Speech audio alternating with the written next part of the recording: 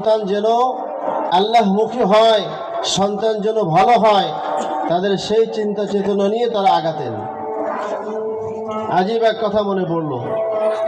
এক মহিলা সাহাবী, জুমার দিনে বলেছিলাম, 4 সন্তানকে তিনি, মহিলা মানুষ, স্বামীহারা,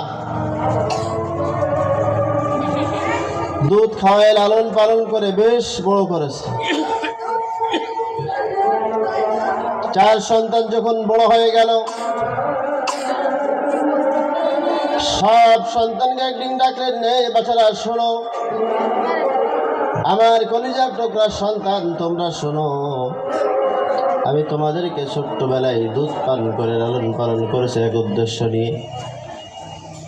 আমাদের উদ্দেশ্য কত হয়? আমার সন্তান বড় হয়ে ডাক্তার হবে, আমার সন্তান ইঞ্জিনিয়ার হবে, আমার সন্তান ডাক্তার হবে, আমার সন্তান ব্যারিস্টার উকিল হবে।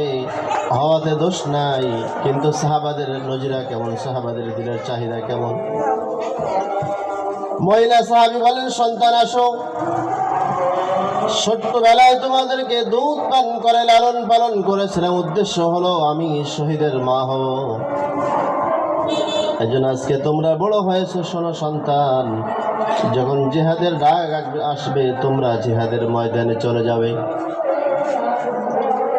আর জিহাদের ময়দানে তোমরা যদি যেতে না অস্বীকার করো, যেতে না চাও, আল্লাহ তাআলার দরবারে আমি তোমাদের বিরুদ্ধে অভিযোগ করব, মালিক আমার সন্তানকে তো বড় করেছিলাম, লালন পালন করেছিলাম, জিহাদের ময়দানে পাঠাবো বিধায় আমার সন্তান বড় হয়েছিল, কিন্তু সন্তান জিহাদে যায়নি।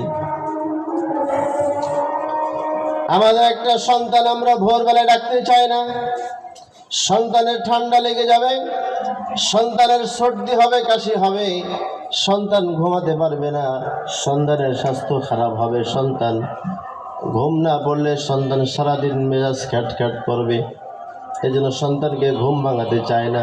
অথচ মহিলা সাহাবীর স্বামী নাই, মহিলা একাই 4টা সন্তান মানুষ করেছেন, সন্তানকে বড় করে করে জিহাদের ময়দানে পাঠিয়ে দিবে। তাদের উদ্দেশ্য কেমন? সন্তান লালন পালন করার উদ্দেশ্যই হলো তার জিহাদের ময়দানে পাঠানো। এজন্য সন্তান যখন বড় হয়ে গেল, জিহাদে যাওয়ার মতো যখন তার উপযুক্ত বয়স হয়ে গেল, তখন সন্তানদেরকে ডাকছে, সন্তান আমি তোমাদেরকে দুধ পান করায় লালন পালন করেছি, একটা উদ্দেশ্য, তোমরা জিহাদের ময়দানে চলে যাবে। আর